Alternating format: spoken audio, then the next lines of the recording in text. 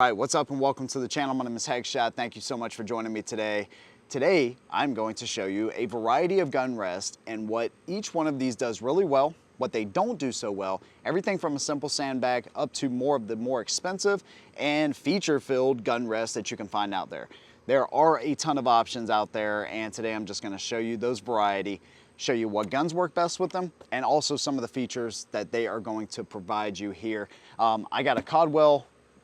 Dude, I have so much stuff from Caldwell that they've sent me over the past like 1.5 to 2 years. Most of the stuff I've never featured or reviewed or anything on the channel, and I wanted to really test this stuff and see what it's about. We just started getting into rifle shooting like 1.5 years ago, so there's a lot of this stuff that we're, learning and still continuing to learn. But the gun rest, man, the difference between these things is pretty incredible, and I thought maybe this will help some of you out.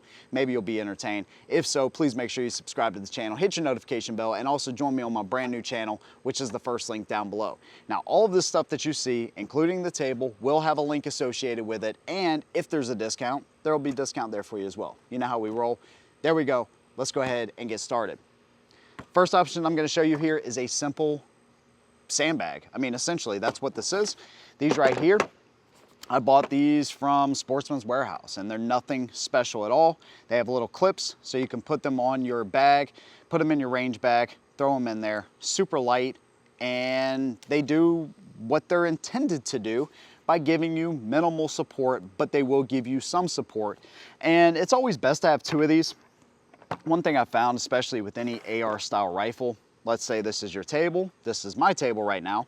By the way, we're not at the gun range because I want this to be more of a controlled environment. So the only thing you will hear is maybe an AC unit, maybe a dog barking, but you're not gonna hear a bunch of gunshots going off as we're doing this, but I will show you, of course, some range footage. But anyways, you'll see with something like a standard 30-round magazine and an AR, doesn't work out quite so well. Of course, I could put one, back here or double up in the front, something to that effect. So it seems like there's always some kind of modifications you have to do with these to really get them to work, or you could go with a shorter magazine, or if you have a different type of gun like R98, then you really don't have that to worry about. It doesn't have a detachable magazine, so you pretty much have all the space that you need to work down on it. Now again, it's gonna sit pretty low depending on which one you go with. So you may still have to double this up if you're shooting at longer ranges, whatever the case may be. Heck, sometimes I've used my range bag because it has a pretty good height on it, and that's always an option as well. These are simple, light, cheap, and for all intents and purposes, they do a pretty decent job. Let's move on to something just as light, but provides a little bit more functionality. These are the Foam Action Sports. I don't know exactly what they call these, but their gun rests are pretty cool. They're kind of in this X shape, and not only do they give you a little bit taller profile, but you can also shorten it down just by turning it on its side. Side note, these will actually take the bite from a giant schnauzer as well, and we found that out the hard way when I left it on top of his cage. We left the house, he got pissed, and he chewed it up a bit, but it still works, and that's what we really wanted, all right? So these things are pretty durable, man. They're made of just literally foam, and these guys have been awesome. They sent these to me like 1.5 years or 2 years ago as well.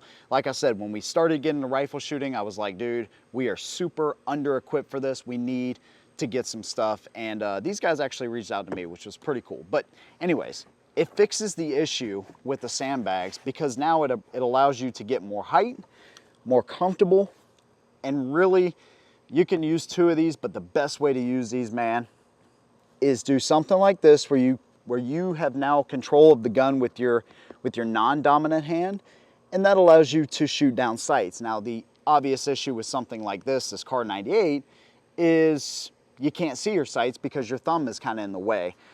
So it is a little bit tougher, but you could probably do something like this to get it to work out really well. Let me show you with an AR. I was gonna show you with an AR, but I actually decided to show you with a KP9. And the reason I did that is because another great thing about these, or even sandbags, but especially these, is now I have a 30-round mag, turn it up where it's taller, okay? So it's more vertical profile now. I can still do what I need to do, and it will work with something like this KP9 pistol, all right? So rifle, pistol, whatever you have, this will essentially work. And same premise goes here. Now again, these have AK style sights, so if I have a red dot, this is not gonna be an issue at all. But essentially I can do this right here. Keep control of this, because if you do it without it, it's gonna move all around and it's gonna get on your nerves. But if you actually keep it steady, just like this, it's gonna give you a nice solid profile. Super light. The thing these are gonna run into is kind of the same deal with the sandbags, is they're not gonna provide the most amount of stability, and they're also not gonna provide any kind of recoil buffer. You are gonna feel every ounce of that recoil. So if you have something like the car that you just literally wanna get sighted in, or you just wanna get, you know, shots on target, and you're sensitive to recoil, you don't wanna deal with the recoil even, you don't even have to be sensitive to it, you just wanna take that shot at 500 yards and not have to worry about it.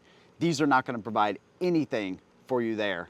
That's what I'm about to show you right now. Right, this is the hydro sled, and basically you can fill this bad boy with water, hence the name, hydro sled, or you can fill it with sand. It's got an exoskeleton right here, this tubular design, which allows it to be super sturdy. You can adjust your horizontal, your windage, your elevation, any of that stuff. You can strap the gun in if you feel so inclined to do so.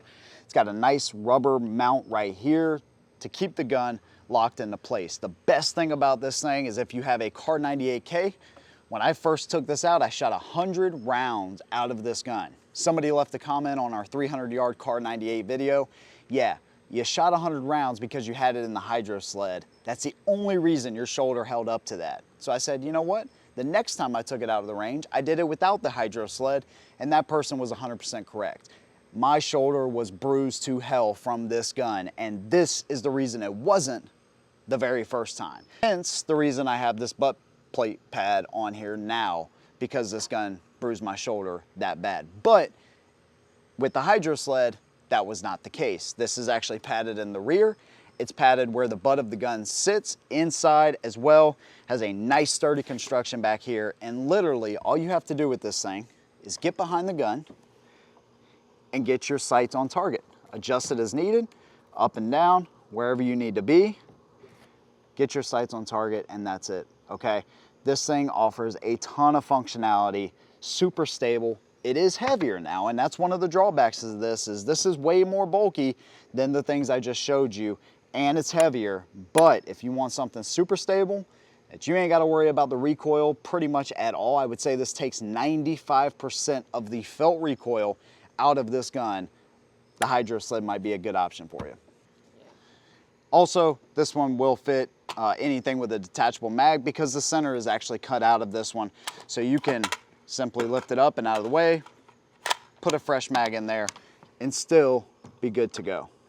All right, the next one we have is again from Codwell. This is the Stinger, and this essentially has that same type of exo design with the tubes running around, but it doesn't have any of the extra stuff.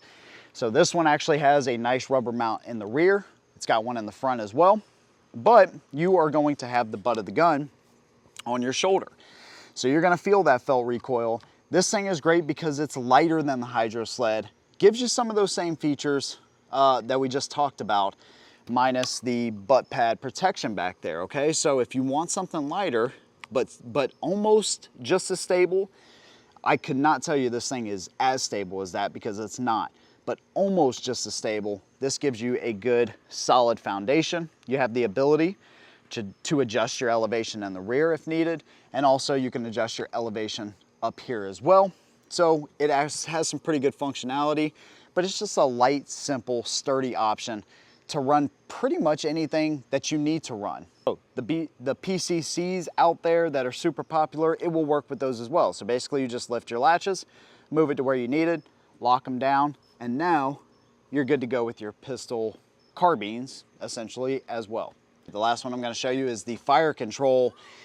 This one is more tailored to bolt action rifles. As you can see, not only we can move this down a little bit, but to work the fire control, which is what this unit is here, which allows you to adjust, fine-tune, adjust your elevation and windage, you're actually going to hit the magazine each and every time you try to come this way to adjust anything that way. So it kind of takes the biggest feature of this one out of it.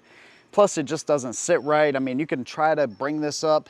It's just not set up, in my opinion, for ARs at all, but it will work with your bolt action rifles. So now I can do those fine tune adjustments, windage, elevation, all of that stuff. No detachable magazine, nothing to worry about there. It sits nicely back here, although I much prefer the rubber mounts on the Hydro Sled and on the Stinger to this one right here. It just feels a little cheap, a little plasticky to me. But I actually do like how this is actually a little sandbag in here as opposed to the rubber mounts in the front on the other one. So kind of give or take there. This one takes a little bit more to do your fine tune adjustments or to do your elevation adjustment. You actually have a knob here to tighten and loosen, and then essentially what you want to do is adjust this up and then tighten this knob here to keep it into place, okay? It's got 3 solid legs on there. Again, you can adjust those for elevation. And overall, it's pretty good for bolt action rifles, but I think the other ones just offer you a little bit more. This one isn't gonna work for your PCC style guns, all right? Your pistol caliber carbines, you have no way to bring this back to you or bring this up, okay? So it's not gonna work for that, and it really doesn't work with anything with a 30 plus round or a 20 plus round magazine, okay? So something like your SCAR and your ARs and all these popular guns, this doesn't do a very good job with that, okay? So it's actually pretty light though. It's got like these 2 tubes that run just down the center of the body. So relatively light, a little bit heavier than the Stinger, okay? So there's all the options that we've used over the past 2 years. When it comes to all of them, if I just want stability, maximum stability, I'm going Hydro Sled. If I want something more capable and a little bit more flexible, a little bit more nimble, I'm gonna go with the Stinger. This one right here, except for the testing that we've done, I can't see myself taking this out too often and only having this one because the other ones give me so much more functionality, so many more gun types. I much prefer those other 2 than I do this one right here. And normally I always have at least a bag or the foam action target on me too if I just want something super simple. So there you go. There are some nice options from Codwell, Foam Action Sports, and whoever you want to go with that makes sandbags. So hopefully this video helped you out. If it did, make sure you drop me a like, hit the subscription button. I'll see you in the next one. And as always, hold them down.